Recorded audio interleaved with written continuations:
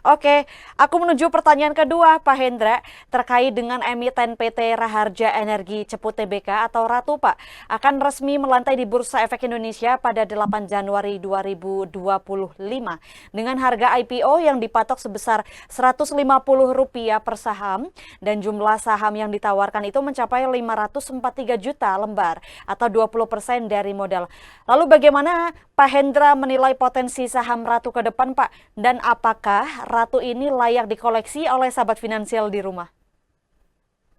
Oke, kalau misalnya kita lihat IPO PT Ratu ini bisa dibilang lumayan fenomenal ya, karena kalau misalnya kita lihat memang isu terkait dengan di belakang emiten Ratu ini adalah Pak Prabowo Pangestu. Dan kalau misalnya kita lihat hal yang lain yang menarik dari emiten ini ya prospek bisnis ya pastinya, karena bisa dibilang memiliki partisipan pada grup tersebut yang notabene itu persentasenya sebesar 2,2% dan di jagung itu sebesar 8%.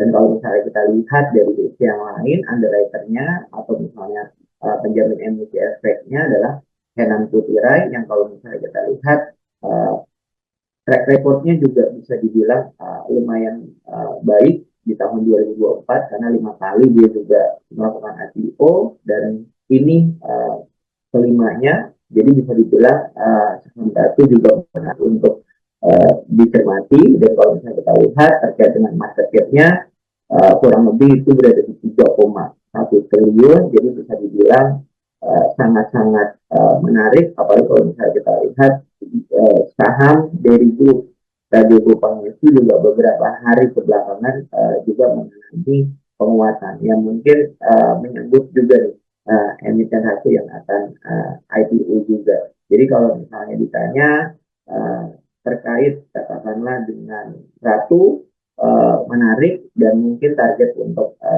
Batu itu berada di level 2.500 tapi tetap waspada terkait dengan volatilitasnya yang bisa dibilang tinggi. Oke, nah itu menarik nih sahabat finansial untuk yang lagi membidik untuk saham Ratu gitu ya Pak. Tadi Pak Hendra menjelaskan beberapa sentimen yang menarik untuk saham Ratu tersebut.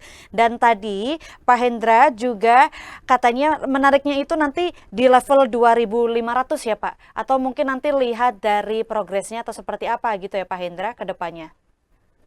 Oke, Iya baik. betul. Kita menuju pertanyaan ketiga, Pak.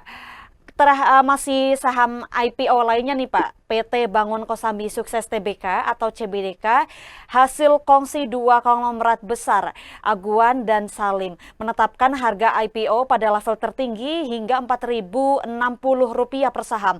Dengan latar belakang dua nama besar tersebut, bagaimana Anda melihat daya tarik saham CBDK di mata investor dan bagaimana proyeksinya ke depannya Pak Hendra?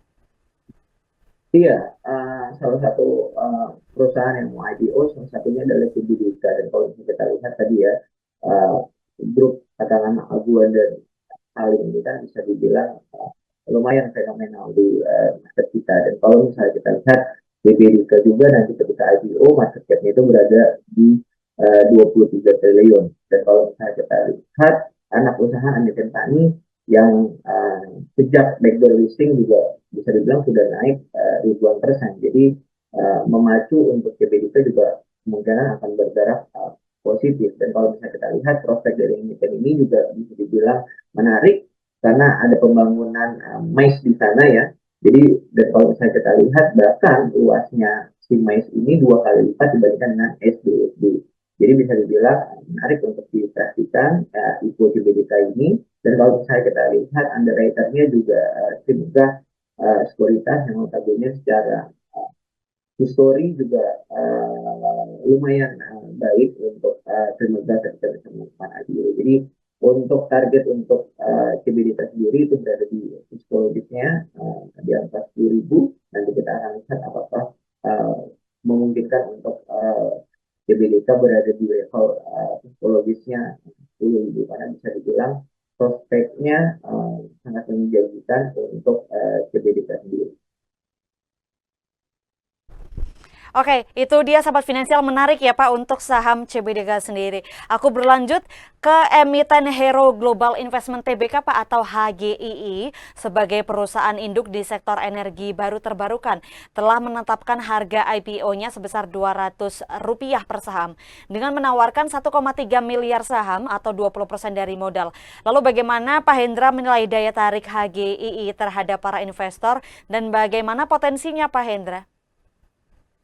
Ya, energi terbarukan bisa dibilang kan emiten yang notabene masih baru juga ya di capital market kita. Jadi memang bisa dibilang ya kita akan lihat nanti prospek ke depannya dengan harapan ya energi terbarukan ini tetap bertumbuh positif. Nah, kalau kita lihat terkait dengan HGI atau Hero Global ya, untuk tadi sendiri memang 66,8% dana IPO-nya ini untuk mengembangkan PLTA berkapasitas 20 megawatt ya.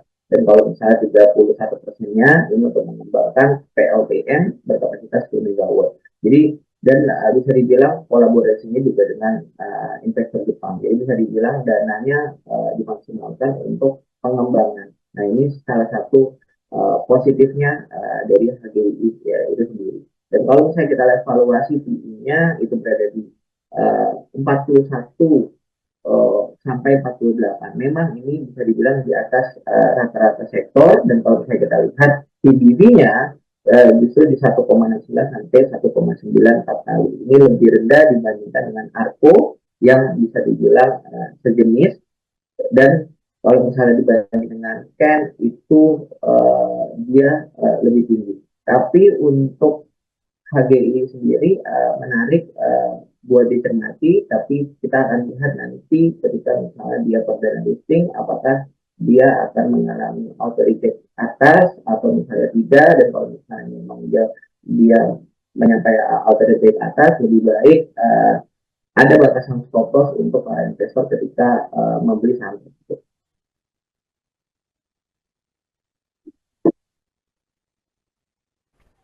Oke, baik Pak Hendra. Kata Pak Hendra kita tunggu saja nanti apakah akan masuk ke ARA atau enggak ya Pak. Kalau misalkan nanti ARA ini bagus nih potensinya gitu ke depannya Pak. Apalagi energi terbarukan juga masih prospeknya masih bagus nih.